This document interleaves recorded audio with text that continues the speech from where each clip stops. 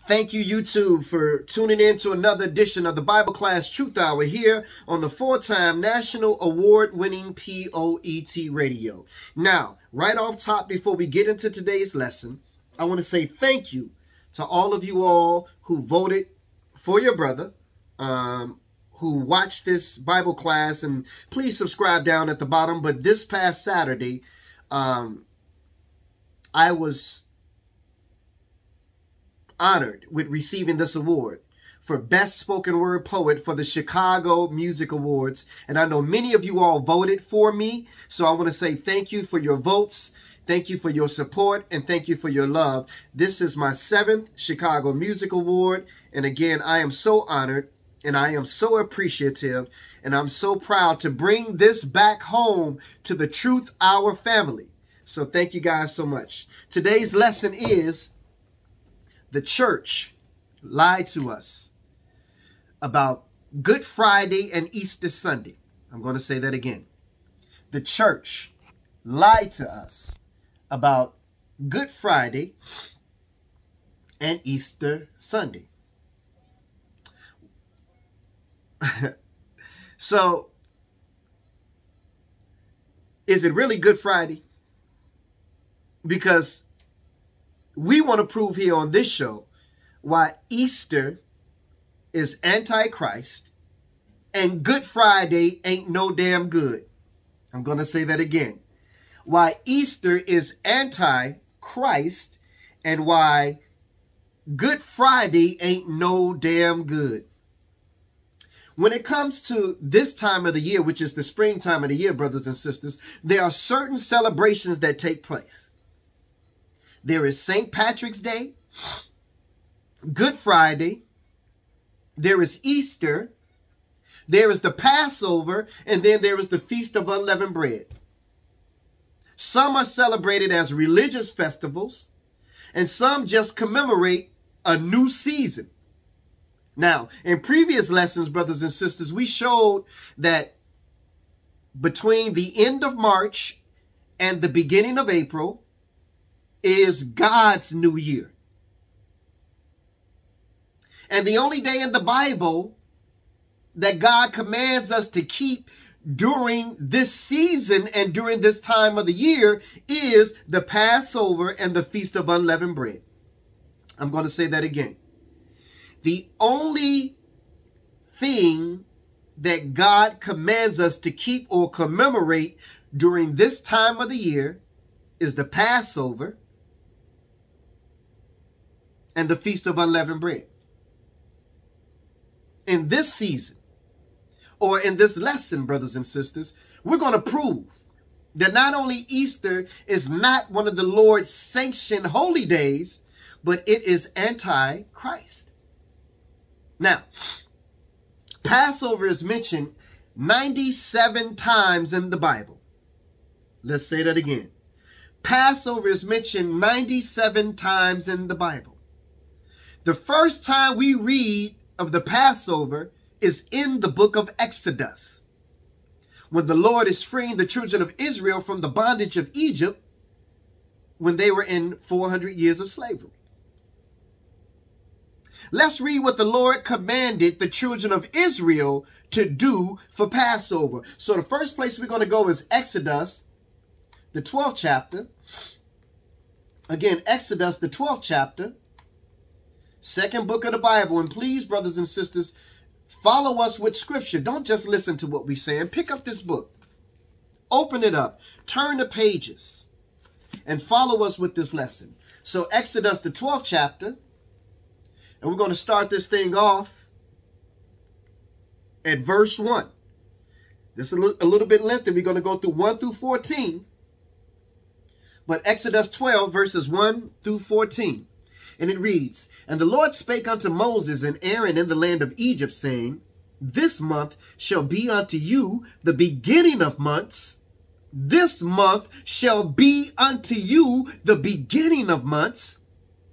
It shall be the first month of the year to you." Oh, so wait a minute. God is constituting the first month of the year, but we still need to know when that is. Is it January, like the Gentiles have taught us? Or is it something else? Let's finish reading. Verse 3. Speak unto the children of Israel, saying, in the 10th day of this month, they shall take to them every man a lamb, according to the house of their fathers, a lamb for a house. And if the household be too little for the lamb, let him and his neighbor next unto his house take it according to the number of the souls. Every man according to his eating shall make your count for the lamb. Your lamb shall be without blemish, a male of the first year. You shall take it from the sheep or the goats, and you shall keep it up unto the 14th day of the same month, and the whole assembly of the congregation of Israel shall kill it in the evening. And they shall take of the blood and strike it on the two side posts and on the upper doorposts of the houses wherein they shall eat it. And they shall eat the flesh in the night, roast with fire, and unleavened bread, and with bitter herbs they shall eat it. Eat not of it raw, nor sodden at all with water, but roast with fire, his head with his legs, and with the purtenance thereof. And you shall let nothing of it remain until the morning, and that which remaineth of it until the morning you shall burn with fire. And thus shall you eat it with your loins girded, your shoes on your feet, and your staff in your hand, and you shall eat it in haste. It is the Lord's Passover. Wait a minute. So now we know that the Passover is directly connected to the first month of the year. I'm going to say that again. Now we know that the Passover is directly connected to being connected to the first month of the year. Verse 12. For I will pass through the land of Egypt this night, and will smite all the firstborn in the land of Egypt, both man and beast, and against all the gods of Egypt I will execute judgment. I am the Lord. And the blood, verse 13, and the blood shall be to you for a token upon the houses wherein you are. And when I see the blood, I will pass over you. So now we know where the term Passover came from, brothers and sisters. The Lord said, when I see the blood, I will pass over you. Okay? And the plague shall not be upon you to destroy you when I smite the land of Egypt. And this day shall be unto you for a memorial, and you shall keep it a feast to the Lord throughout your generations. So have we stopped having children yet? No. Generations are still coming. So guess what? We should still be commemorating the Passover. It says, throughout your generations, you shall keep it a feast by an ordinance forever. So, brothers and sisters, Passover, we just learned what that was. The Lord passing over, or the death angel passing over the homes that contained the blood on the doorposts and over the posts. The Lord said he would make sure that they pass over your home, and you won't suffer the same suffering that the firstborn of Egypt would suffer that particular night. But again, we learned that the Passover is connected to the beginning of months. The Passover is in the first month of the year. So this is how we calculate, and this is how we get our time, brothers and sisters. Now, let's go to the book of Leviticus, the 23rd chapter. Now, when we go from an actual event that took place in Egypt and read about the Passover in the book of Exodus, like we just read, and how it took place in Egypt, brothers and sisters, now we got to confirm that this event now has become a feast of the Lord. Okay? This event that took place, it's a memorial. Now, where can we find this at in the Bible? The book of Leviticus, the 23rd chapter. We're going to go there. But we still ain't seen Easter yet, brothers and sisters. Let's look at Leviticus, the 23rd chapter, and see if we can find Easter amongst the list of holy days that God told us to set aside for him. Let's go to Leviticus, the 23rd chapter. We're going to read verses 1 through 6. Leviticus, the 23rd chapter. And we're going to read verses 1 through 6. And it reads, "And the Lord spake unto Moses, saying, Speak unto the children of Israel, and say unto them concerning the feast of the Lord, which you shall proclaim to be holy convocations. Even these are my feast. 6 days shall work be done. But the 7th day is the Sabbath day of rest, and a holy convocation," or church, brothers and sisters, a gathering, a holy gathering. "You shall do no work therein. It is the Sabbath of the Lord in all your dwellings." So this is why we go to church on Saturday, because of this right here. The Lord says 6 days, all your work shall be done, but the 7th day is the Sabbath day. So what day should we be going to church on, brothers and sisters? Saturday, because it is the Sabbath day. Verse 4, "These are the feast of the Lord, even holy convocations, which you shall proclaim in their seasons. And the 14th day of the first month at evening is the Lord's Passover." So now we know, brothers and sisters, that the Passover is in the Lord's first month of the year, right? We're going to go ahead and take a quick detour. Go to your Google search engine. And then we're going to type in Passover.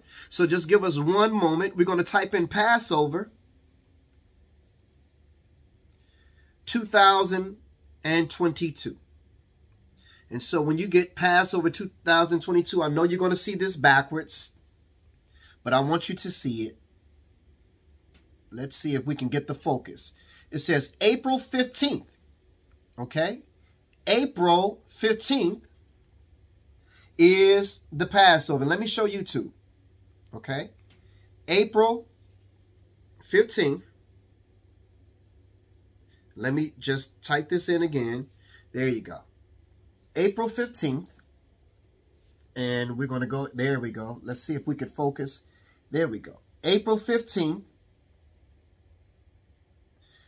2022. Now, they have April 15th through the 23rd because they include the Feast of Unleavened Bread. But as we're about to read right now, that's a separate feast. However, if April 15th is the Passover, and the Passover is 14 days before, God's New Year's Day is 14 days before the Passover, and the Passover is on the 14th day of the new year and the first month, then April 2nd was the Lord's New Year's Day, brothers and sisters, at sundown.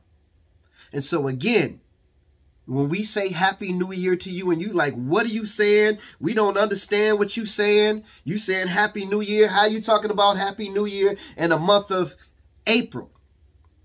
You find out when the New Year's Day is based on when the Passover is. And what you do is subtract 14 days from the day of the Passover. So if the Passover is on April 15th, and you subtract 14 days from that, brothers and sisters, then you're going into April the 2nd, right? April 2nd, that's your first day of God's New Year. April 3rd, 4th, 5th, 6th, 7th, 8th, 9th, 10, 11, 12, 13, 14, 15. So we get around that April 1st at sundown, going into April 2nd because God starts his new year at sundown. And there you go. And so we celebrated that this weekend, brothers and sisters. So now let's go ahead and continue on with our lesson. We're in the book of Leviticus, the 23rd chapter. Now we're going to read verses 15 and 16. Verses 15 and 16. It says, "And you shall count unto you from the next day after the Sabbath, from the day that you brought the sheaf of the wave offering, 7 Sabbaths shall be complete."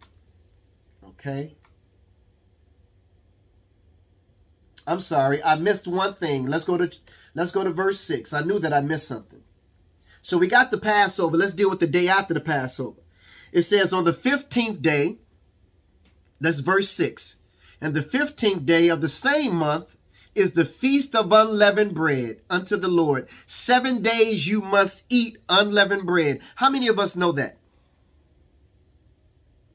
That on April the 16th this year at sundown, we have to go 7 days without eating bread that has yeast in it or that agent that makes it rise.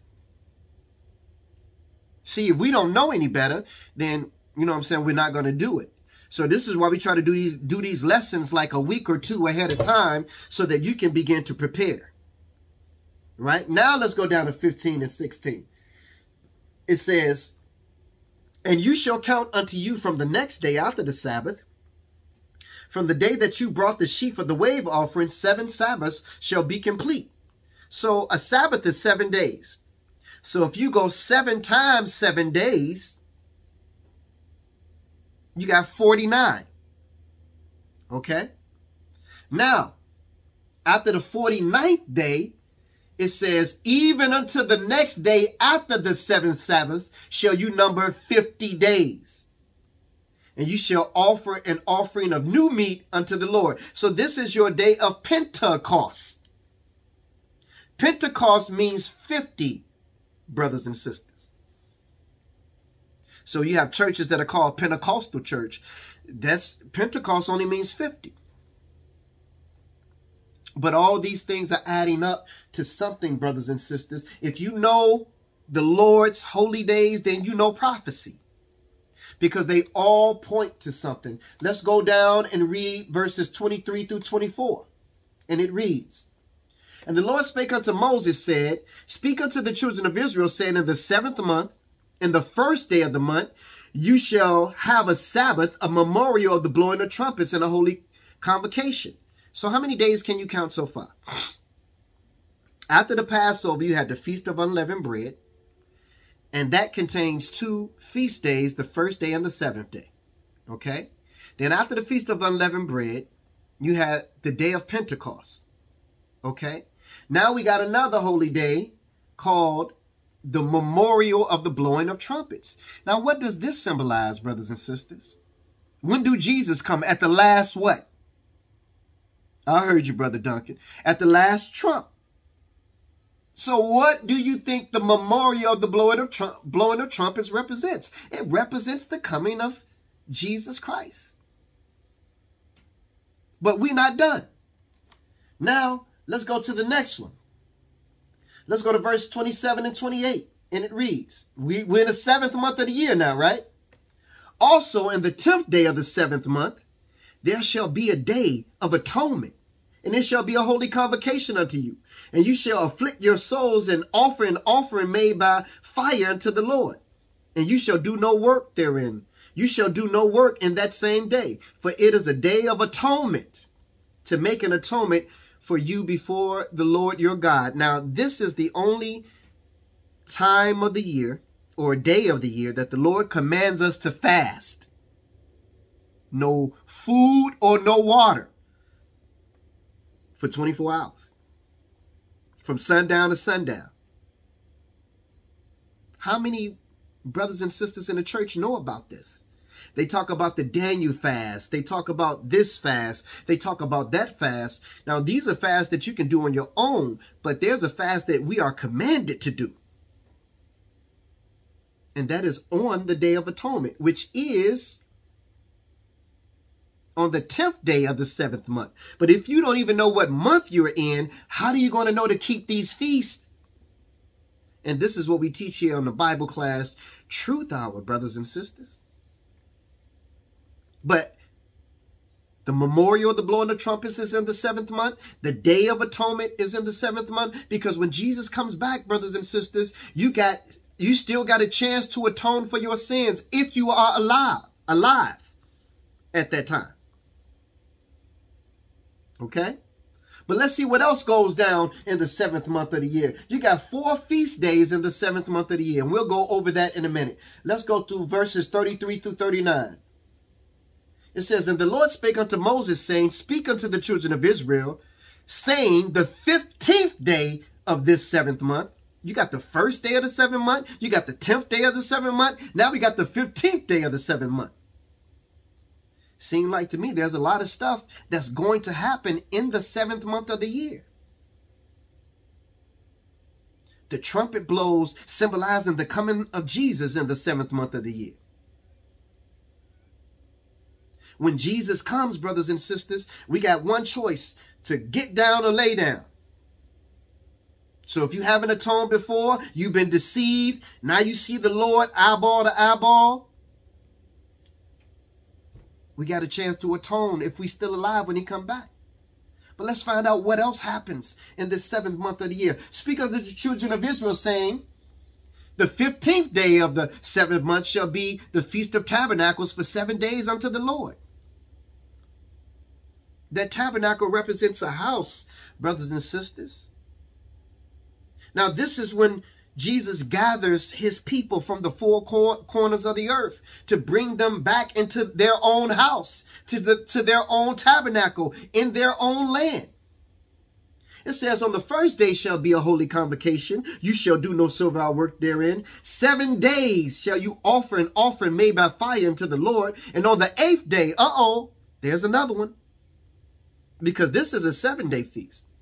So if we go into an 8th day, that represents another feast. And on the 8th day shall be a holy convocation unto you. And you shall offer an offering made by fire unto the Lord. It is a solemn assembly, and you shall do no servile work therein. So, brothers and sisters, this is very interesting. Because again, if Jesus was killed in the 1st month of the year, because he was the Passover. Remember, he took the Passover. That was the last meal he had. And he was killed and had to be put in the grave before sundown the next day. So we know that Jesus was killed on the 14th day of the 1st month. We know that, brothers and sisters. And if Jesus lived to be 33 and a half years old, what's 6 more months after the 1st month of the year? It's the 7th month of the year. And what happens on the 15th day of the 7th month of the year? Come on, brothers and sisters. It's what you call learning something on the way to learning something. We don't give specific days and actual dates here on the Bible Class Truth Hour, but it's enough information for us to know these signs that the Lord give us to understand what took place and what will take place, brothers and sisters. He called the end from the beginning. Verse 37. These are the feasts of the Lord which you shall proclaim. Wait a minute, where's Easter? Where's Good Friday? Wait a minute, you can't be ending this, Lord. You can't be stopping with just what we read. The Lord said, these are the feast of the Lord, which you shall proclaim to be holy convocations, to offer an offering made by fire unto the Lord, a burnt offering and a meat offering and a sacrifice and drink offerings. Well, we know that Jesus replaced the offerings when he offered his body. Everything upon his day. So we just read 7 feast days. Let us go over it again and see if we can nail down Easter. First, we got the Passover, which is a memorial. Then we got the Feast of Unleavened Bread, which contains 2 feasts. It's in the 1st month of the year. You got the 1st day and the 7th day. Both are feasts. Again, it's in the 1st month of the year. The 15th day of the 1st month. But then we go to the 3rd month of the year, and we got the day of Pentecost. And then we got the 7th month of the year. We got the memorial of the blowing of trumpets.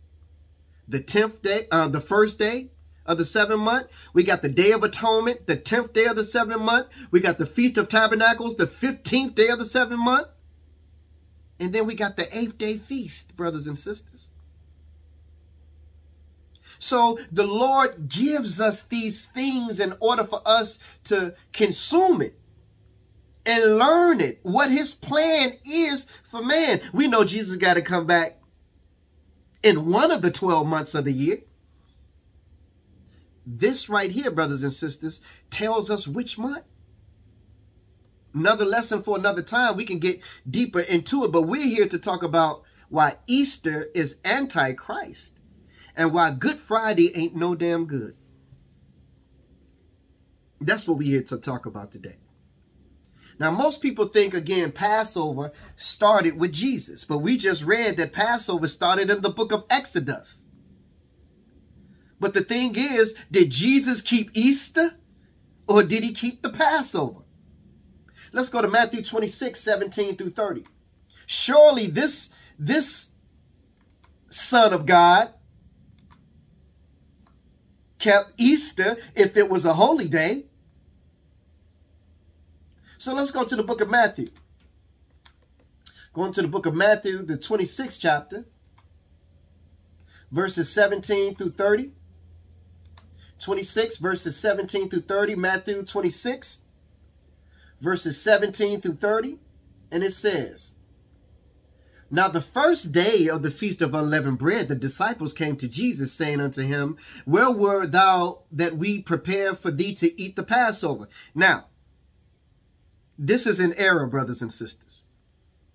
Now, when we say that the Bible has errors in it, we don't say that the word of God is error, but man, when he translated this Bible, he added and he took away. So we know that this was not the first day of the Feast of Unleavened Bread because Jesus was dead already by the first day of the Feast of Unleavened Bread. This is talking about the Passover, but it reads, Now the first day of the Feast of Unleavened Bread, the disciples came to Jesus. They couldn't come to him because he was dead already on the first day of the Feast of Unleavened Bread. This should say, on the day of the Passover, the disciples came to Jesus, saying unto him, where do you want us to celebrate or to eat the Passover? Let's continue eating. And he said, Go into the city to such a man and say unto him, The master saith, My time is at hand, and I will keep the Passover at thy house with my disciples. Remember when we read Leviticus, the 23rd chapter? In verse 5, it said on the 14th day of the first month at evening is the Lord's Passover. And then verse 6 says, on the 15th day of that same month is the Feast of Unleavened Bread. So these are a day apart from one another. So if you want to go back and do your own research, you can go back to Leviticus 23, verses 5 and 6, so that you can know that this is not the Feast of Unleavened Bread. This is the Passover. Verse 19. And the disciples did as Jesus had appointed them, and they made ready the Passover. Now when the evening was come, he sat down with the 12, and as they did eat, he said, Verily I say unto you, that one of you shall betray me. And so then you know the story about Judas and Judas betraying him and everything of that sort. But what we want to do is explain to you, brothers and sisters, what this actually is. We're going to go down to verses 27 through 29. It says, And he took the cup and gave it thanks. 26 through 29. And as they were eating, Jesus took the bread and blessed it, and brake it, and gave it unto his disciples, and said, Take, eat, this is my body. And he took the cup and gave it thanks, and gave it to them, saying, Drink ye all of it. For this is my blood of the New Testament, which is shed for many for the remission of sins. Now, brothers and sisters, Jesus would refer to his body all the time, but be referring to the word of God. So when he says, take this, eat of my body, all these words are up in here, brothers and sisters. This is his body. You got to eat his body, which meaning eat the word of God. Okay?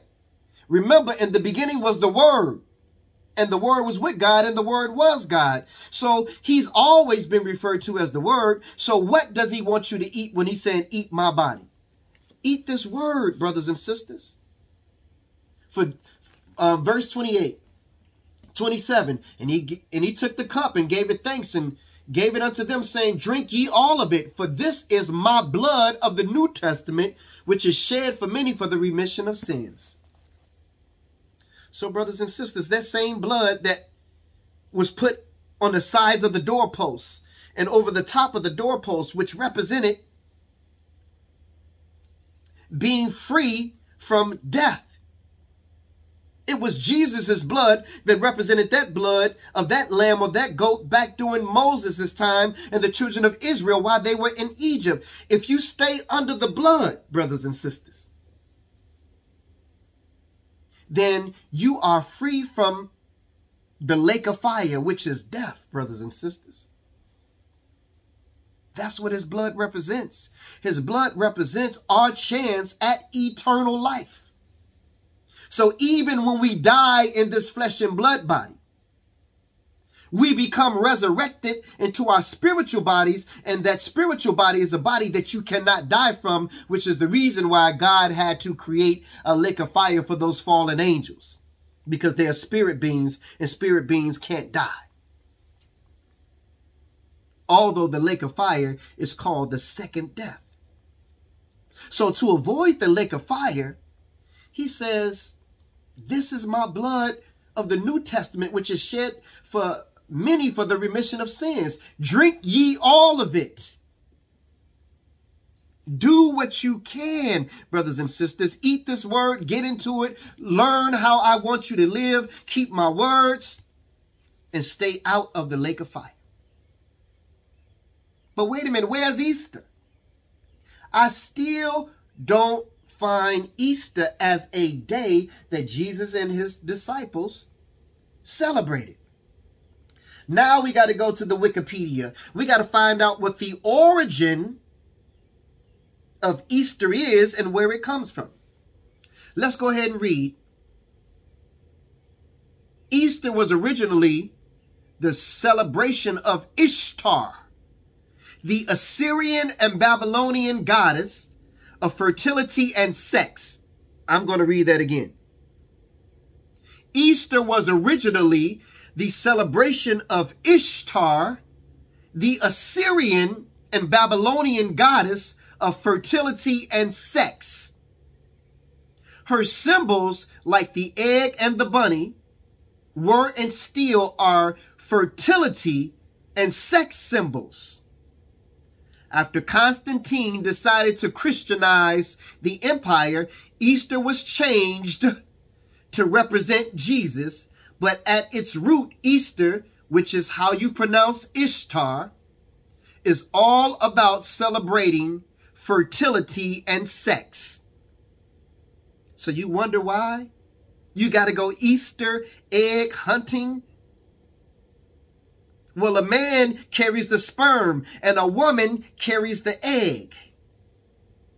So back in these Gentile nations of Greece and Rome, when they celebrated their different gods, during this time of the year, they would have their sex orgies. And they would strip their women naked, and these naked white women would have to go and hide while they turned around, sort of like we do hide and go seek, catch a girl, kiss a girl. And if they caught these women, they were able to have sex with them because the women carry the egg. So this was their version of Easter egg hunting. So brothers and sisters, this is a very perverted and sexual festival that we have given our children. And not only have we given it to our children, we have put Jesus' name on top of this false idolistic celebration. But let's not stop there, because that was Rome. Rome had Ishtar. What did Greece have? Because every nation had their fertility god. But let's deal with Greece right now. The Greek goddess was known as Aphrodite. She was the Olympian goddess of love, beauty, pleasure, and procreation. She was depicted as a beautiful woman. The term hermaphrodite also came from the goddess Aphrodite. In biology, I always mess this word up. A hermaphrodite is an organism that has complete or partial reproductive organs and produces gametes normally associated with both male and female sexes. I forgot what this, I know how to pronounce that word, but it's where you see someone that have both sex genders. They have a penis and a vagina. So y'all understand what I'm saying. Y'all know what that word is. They pronounce it here hermaphrodite. Okay, y'all know what that is. Okay. In Roman mythology, they had another goddess named Venus, which was the goddess of love, sex, beauty, and fertility. She was the Roman counterpart to the Greek Aphrodite. However, Roman Venus had many abilities beyond the Greek Aphrodite. She was the goddess of victory, fertility, and even prostitution. According to Hesiod's Theogony, Aphrodite was born of the form from the sea after Saturn, Greek Kronos, castrated his father Uranus, and his blood fell into the sea.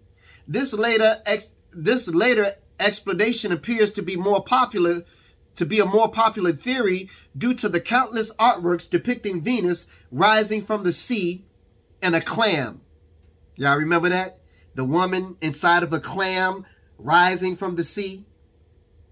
That was Venus, brothers and sisters. Oh, okay, let me see. Hermaphrodite. Okay, that's close. But you got me. I appreciate y'all helping me out with that. It says, we've been told since birth, brothers and sisters, about the Easter Bunny, about Peter Cottontail. And the church has played a major role, brothers and sisters, in legitimizing Easter and Easter Sunday as a religious holiday. All right, I appreciate that. What did the Lord say about other gods beside him, brothers and sisters? So in essence, when you're celebrating Easter, you are celebrating another god. Be it male or female, god or goddess, you still celebrating another god. And you giving it to your children, cutting off their chance at eternal life. Because you know they just going to repeat what you do. So let's look at Exodus, the 20th chapter, verses 1 through 5. Let's see what God said about worshiping other gods and celebrating other gods. Since now we know that Easter or Ishtar is the goddess of fertility, let's see what the Lord said about it. Exodus 21 through 5. And God spake all these words, saying, I am the Lord thy God, which have brought thee out of the land of Egypt, out of the house of bondage. You shall have no other gods before me. You shall not make unto thee any graven images or anything, or any likeness of anything that is in heaven above, or that is in earth beneath, or that is in the water under the earth. So, brothers and sisters, it's right in the Ten Commandments that we are not supposed to have any gods beside God, but we celebrate Easter, which is the celebration of the goddess of fertility. Now, let's go to Constantine and the Council of Nicaea. Let's go to the Wikipedia and look this up. In 325 AD, the Roman Emperor Constantine wanted the Roman Church all on one accord. He wanted to maintain control over the doctrine that the world would soon adopt as the Christian doctrine. Constantine had invited 1,800 bishops of the Christian church within the Roman Empire, about 1,000 in the east, 800 in the west. But a smaller and unknown number attended. Another result of the council was an agreement on when to celebrate Easter, the most important feast of the ecclesiastical calendar, decreed in an epistle to the Church of Alexandria, in which it is simply stated, we also send you the good news of the settlement concerning the holy Pasch, namely, that in answer to your prayers, this question also has been resolved. All the brethren in the East who have hitherto followed the Jewish practice will henceforth observe the custom of the Romans and or yourselves and all of us who from ancient times who have kept Easter together with you. Now, brothers and sisters, let's go to the book of Acts, the 2nd chapter. The book of Acts, the 2nd chapter. The only place in the Bible that mentions the word Easter is in Acts, the 2nd chapter. Now, some pastors and preachers are going to use this to twist the interpretation and misinterpret the Bible, trying to prove that Easter is a holy day given by God. However, we already know that Easter comes from the celebration of the goddess of fertility and the goddess of spring, which was done way before Jesus came in the flesh through Mary, brothers and sisters. So it's no big thing if Easter is mentioned to be a celebration by the Romans during the 33 years that Jesus walked on this earth in the flesh, because they have been celebrating it way before Jesus came on the scene. So let's go read the only place where Easter is mentioned in the Bible.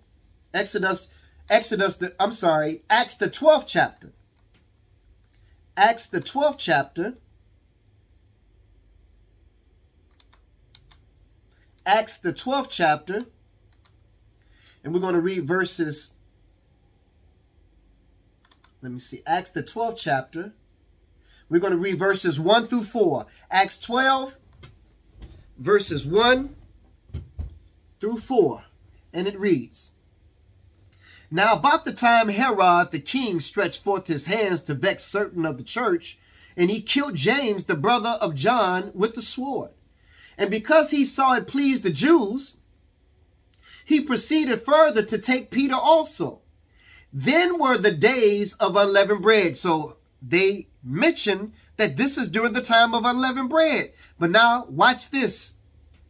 And when he had apprehended him, he put him in prison and delivered him to 4 quarantinians of soldiers to keep him, intending after Easter to bring him forth to the people. So the Romans didn't care nothing about the Feast of Unleavened Bread, because they killed James, the brother of John, during the Feast of Unleavened Bread, which is one of God's holy feasts. Oh, but when it came to their feast in which they celebrated the goddess of fertility, Easter, they said, oh, we're going to put all these deaths and these killings on hold because we got our Easter that we celebrating. Romans. So this day had nothing to do with Jesus, but it had something to do with the Romans, brothers and sisters.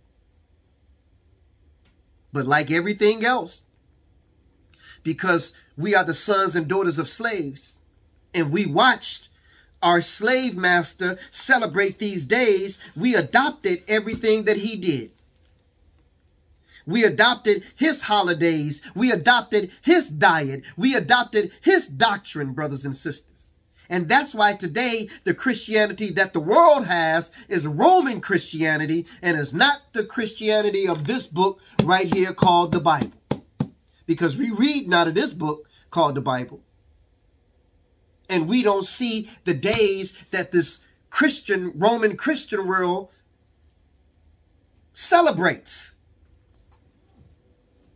But that's why we here on the Bible Class Truth Hour, because you got about 10 days to share this lesson with your family members and your friends. And you got a question that you need to ask them. Is Easter of Jesus? Look at this lesson and tell me what you think about this lesson after you read it.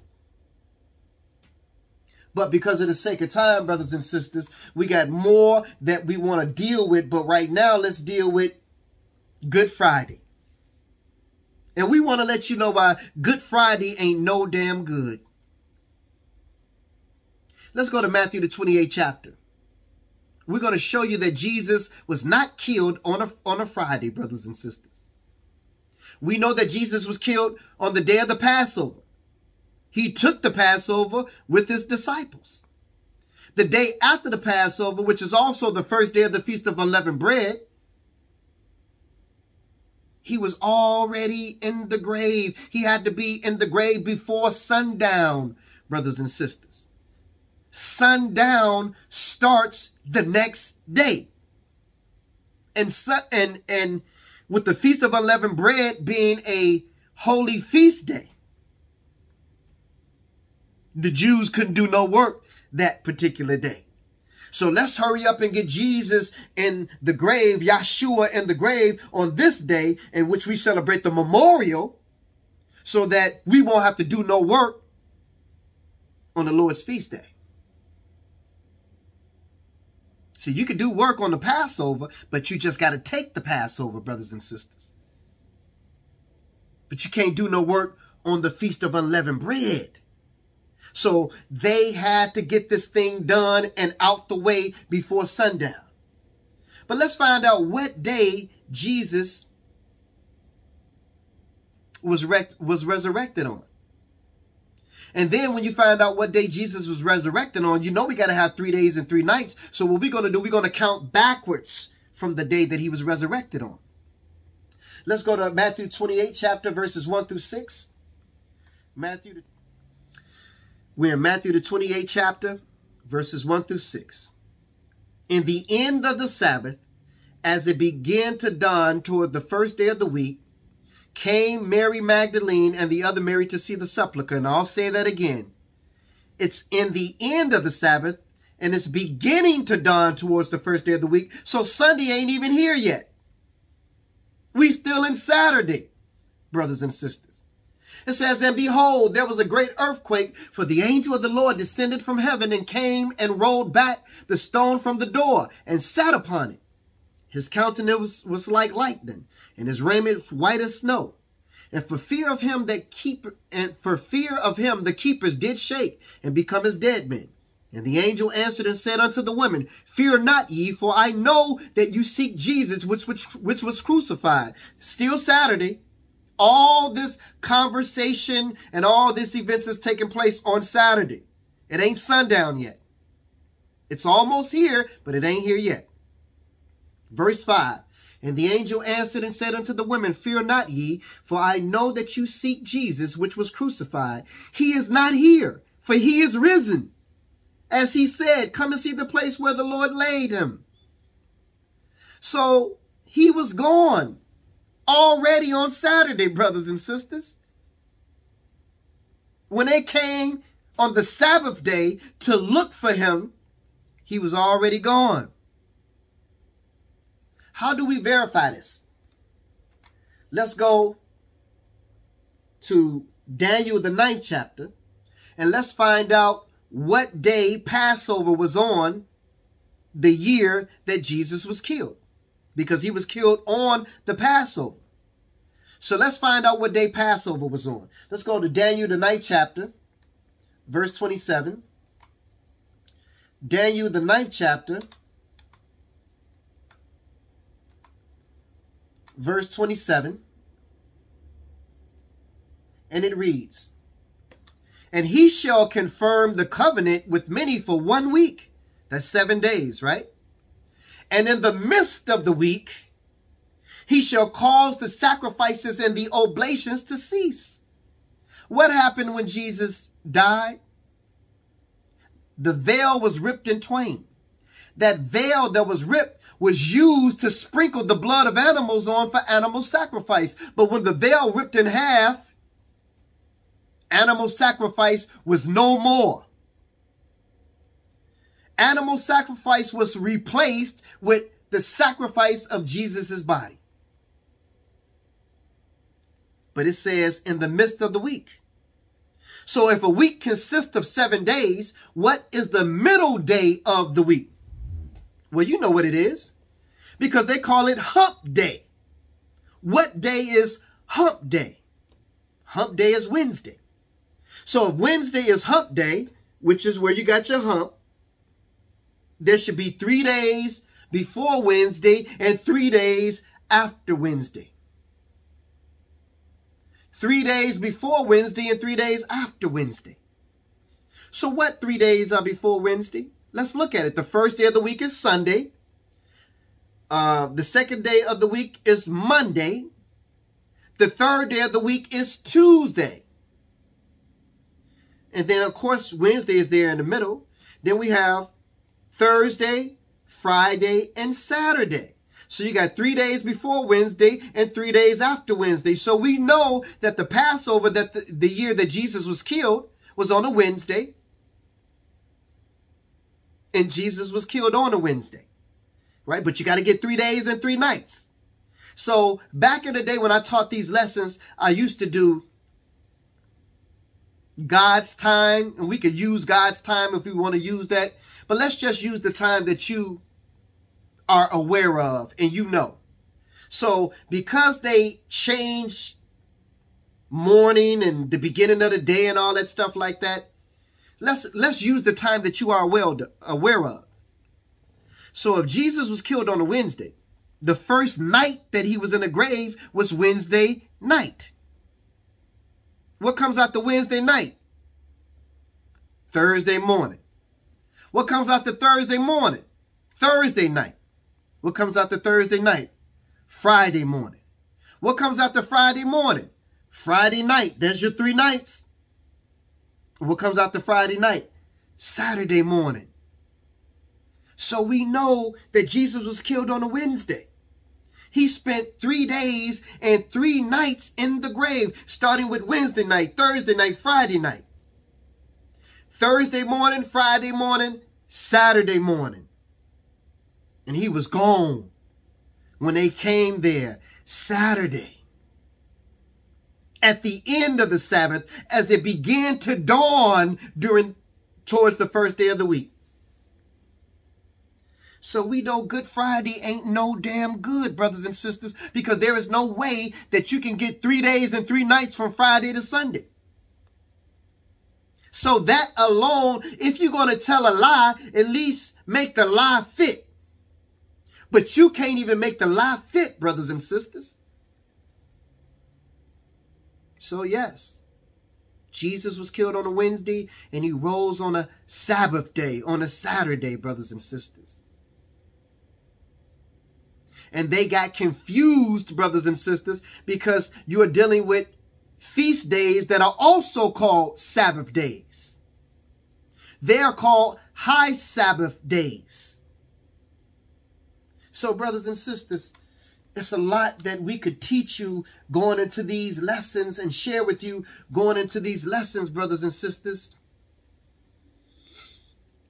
Sister Key, do we have time to finish this thing up? We got 1, 2, we got 4 more places. Can y'all hang on with us for 4 more places? Y'all please put it in the comment section if y'all can hang on for us to go 4 more places. It's just getting too good right now, brothers and sisters. See, if we go to Matthew the 27th chapter, let's read verses 57 through 63, because this is also going to prove and show us, brothers and sisters, the proof of this lesson. You are the ladies and gentlemen of the jury. And at the end of our dissertation, we will go to the ladies and gentlemen of the jury and see if you find the Roman Catholic Church guilty as charged of lying to our people about Easter Sunday and Good Friday. Let's go to Matthew the 27th chapter, verses 57 through 63. Matthew the 27th chapter, verses 57 through 53. Matthew 27, verses 57 through 63. Matthew 27, verses 57 through 63. It says, when the evening was come, there was a rich man of Arimathea named Joseph, who also himself was Jesus' disciple. he went to Pilate and begged for the body of Jesus. Then Pilate commanded the body to be delivered. And when Joseph had taken the body, he wrapped it in clean linen cloth. And he laid it in his own tomb, which he had hewn out of rock.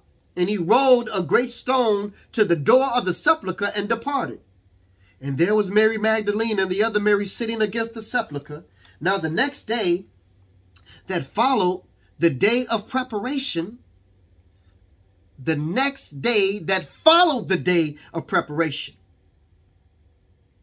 So the Passover was also considered the day of preparation, preparing for what? Preparing for the day that comes after the Passover, which is the first day of the Feast of Unleavened Bread. So the day of preparation is considered the day that comes before the feast day. Because you got to get prepared. Remember, you can't do no work, so you can't cook. So you got to get your meals prepared before the day of the feast. So that's why it's called the day of preparation. It says, now the next day that followed the day of preparation, the chief priests of the Pharisees came together unto Pilate, saying, Sir, we remember that the deceiver said, while he was yet alive, after 3 days shall I rise. So again, there's 3 days again. He was killed on a Wednesday. He had to be in the grave for 3 days and 3 nights. Wednesday night, Thursday night, Friday night. Thursday during the day, Friday during the day, Saturday during the day. Those are your 3 days and your 3 nights. And when Mary Magdalene and the other Mary came to the sepulchre on the Sabbath day, which is Saturday, as it began to dawn toward the first day of the week, Jesus was gone. There, so much for your Easter Sunday. Oh, Jesus rose early Easter Sunday morning. No, brothers and sisters. No, that's a lie that they told us, brothers and sisters. And we don't fault you for believing in it, because until now and until you ran into the truth, you didn't know the truth. So God gives us room, brothers and sisters, to kind of know the truth and to run into the truth. Now, let me show you where the confusion came in with pastors and preachers that didn't know any better and didn't really study and do their research, study to show themselves approved. The confusion came because the Roman Catholic order didn't understand that in addition to the weekly Sabbath, there are 7 feast days which are high Sabbaths. Again, the Roman Catholic order did not understand that in addition to the weekly Sabbath, so we got a Sabbath every week. Then in addition to those weekly Sabbaths, we have 7 Sabbaths or 7 feast days, which are called high Sabbaths. Okay? So let's go ahead and read where the misunderstanding comes in at. John, the 19th chapter, verses 30 through 31. John 19th chapter, verses 30 through 31. John 19, verses 30 through 31. And it reads, When Jesus therefore had received the vinegar, he said, It is finished. And he bowed his head and gave up the ghost. The Jews therefore, because it was the preparation that the bodies should not remain upon the cross on the Sabbath day. The body should not remain upon the cross on the Sabbath day. So they thought, not knowing any better, that he was killed on a Friday because the Sabbath is on a Saturday. So they thought when they read this, that the body should not remain upon the cross on the Sabbath day. They thought it was talking about Saturday. But we know he was killed on the Passover. The day after the Passover is the holy day, the feast day, the Feast of Unleavened Bread, which is a high Sabbath day. So they confused the weekly Sabbath with the high Sabbath, which is the first day of the Feast of Unleavened Bread.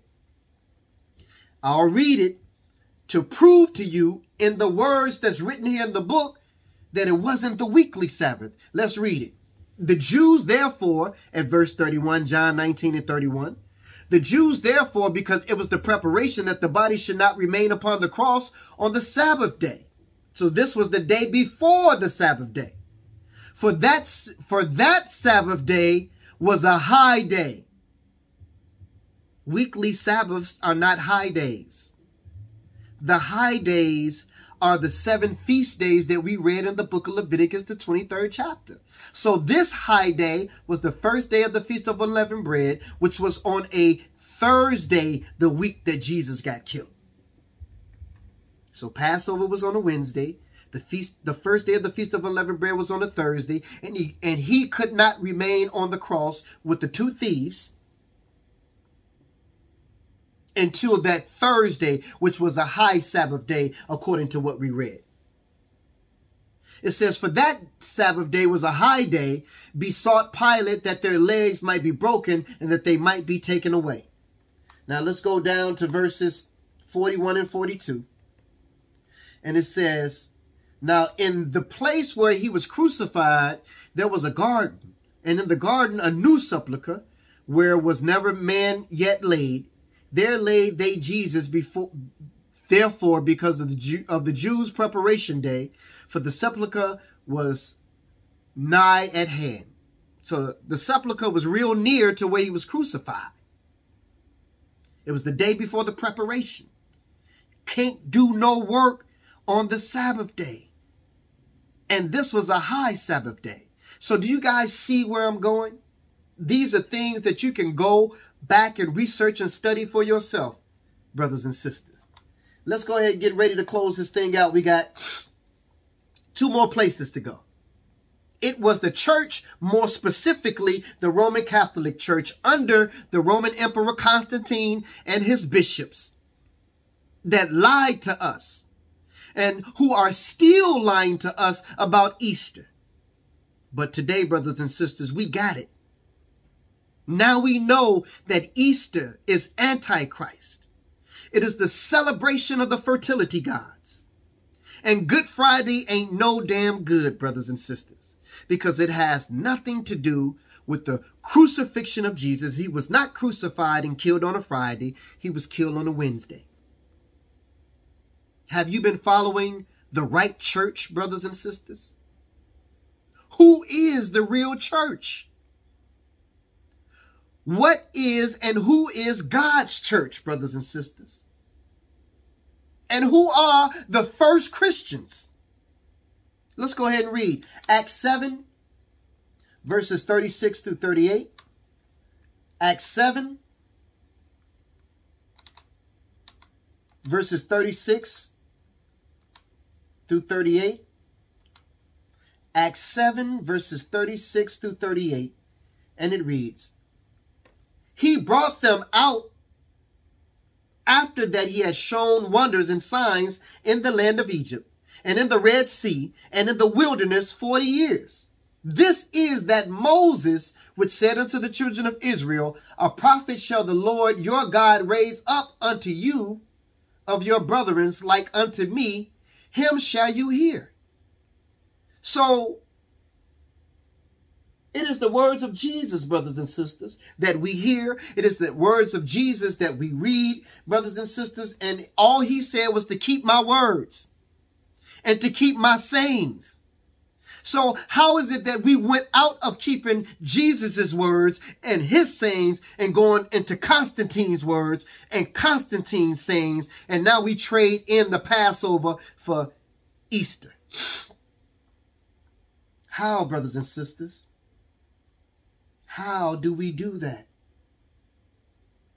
Verse 38, this is he that was in the church in the wilderness with the angel which spake to him in the Mount Sinai, and with our fathers who received the lively oracles to give unto us. So your first church, brothers and sisters, were the Israelites that came out of the land of Egypt. They were baptized in the Red Sea. And just like it was a mixed multitude of nations that made up the first church, there's going to be a mixed multitude of nations that make up the church at the end of the day, brothers and sisters. Last place, let's go to the book of Acts, the 11th chapter. We're going to read one verse, 26. Acts, the 11th chapter, and verse 26. And it reads, "And when he had found him, he brought him unto Antioch. And it came to pass that a whole year they assembled themselves with the church and taught much people. And the disciples were called Christians first at Antioch." So what does it mean to be a Christian? A Christian not only means to be a follower of Jesus the Christ, not Constantine, not the Roman Catholic Church, not Pentecostal, not Baptist, not Church of God in Christ, not any denomination that you have heard about, learned about, or been taught about. That's not what makes you a Christian. What makes you a Christian is being a follower of Jesus the Christ. And being a follower of Jesus the Christ means that you are keeping the same doctrine that the children of Israel was given. The ones who were called Christians first at Antioch. So how can you be a Christian? How can you call yourself a Christian and you're not keeping the doctrine that the Israelites were given, which came from Jesus himself, given unto Moses to give to us? So, brothers and sisters, Easter is Antichrist, and Good Friday ain't no damn good. Thank you so much for your time. Brothers and sisters, again, I want to thank you for listening, tuning in, watching, sharing, subscribing to our YouTube channel, liking our Facebook group page. And if you are on YouTube, then we ask that you go and like our Facebook group page, which is called Truth Hour TV. Continue to help that Facebook group page grow, brothers and sisters. Truth Hour TV. And Team Truth Hour, somebody put that in the comment section. If you're on YouTube and you have a Facebook page, then go to our Facebook group page, which is called the Truth Hour Bible Class. The Truth Hour Bible Class. If you would like to be added to our text message invite reminder list, then text your name and the keywords Truth Hour. Somebody put my number in there for me. Text your name and the keywords Truth Hour to 312-719-7310. Again, 312-719-7310. That means that you want to say, Brother Black Ice, I want you to text me right before you go live to remind me that you're going to go on the air, that Team Truth Hour got another powerful lesson that you all are going to teach us this particular week. So, brothers and sisters, 312-719-7310. Put that in the comment section if you want to be added to our text message invite reminder list.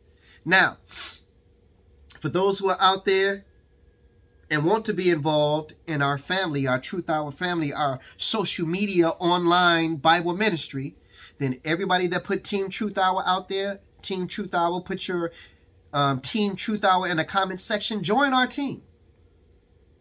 We're looking for more members to help us get this word out, to text people, to invite people, to share these lessons.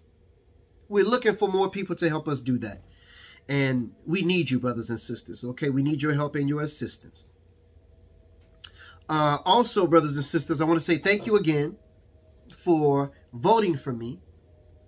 I took home the Chicago Music Award for Best Spoken Word Poet this past Saturday night.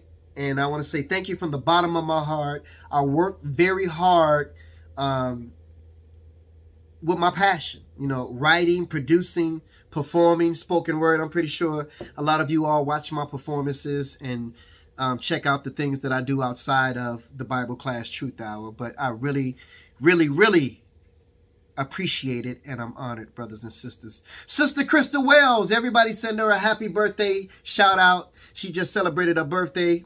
Please send a happy birthday shout out to her. And we want to say we love you, sister. We thank Almighty God that he blessed you to see another year of life. All right. With that being said, brothers and sisters, I think it's time for us to stand up and face Jerusalem and pray out, brothers and sisters. I think it's time. I want to make sure that Sister Key Israel didn't send me any new names to, let's see. Nope, she didn't. All right, cool. With that being said, brothers and sisters, we've taken enough of your time on this particular Tuesday. And again, brothers and sisters, I will be celebrating my 50th birthday coming up in 13 days. I will be celebrating my 50th coming up in 13 days. I will be having a celebration on what the world calls Easter Sunday, but I don't give a damn about Easter. So my birthday celebration will be on that Sunday that the world calls Easter. And it would be at Dalton Park District. My wife needs you to RSVP. So you can text me at that number that's in the thread and I can forward your information to her so she can RSVP. But we're going to have a celebration of life. I'll be making half a century, y'all. Your boy getting old, but I'm getting better. All right. So to YouTube, thank you so much for tuning in. God bless you all. Until next Tuesday, we're dealing with the Passover next Tuesday, the purpose of the Passover. And then the Tuesday after that, we're dealing with the Feast of Unleavened Bread and the meaning of that, brothers and sisters. So I look forward to the next 2 lessons that we're about to do. And I will be in Panama probably for the other lesson, the Feast of Unleavened Bread. I'll be leaving the country going to Panama. All right. So thank you so much. God bless you, YouTube, and good night.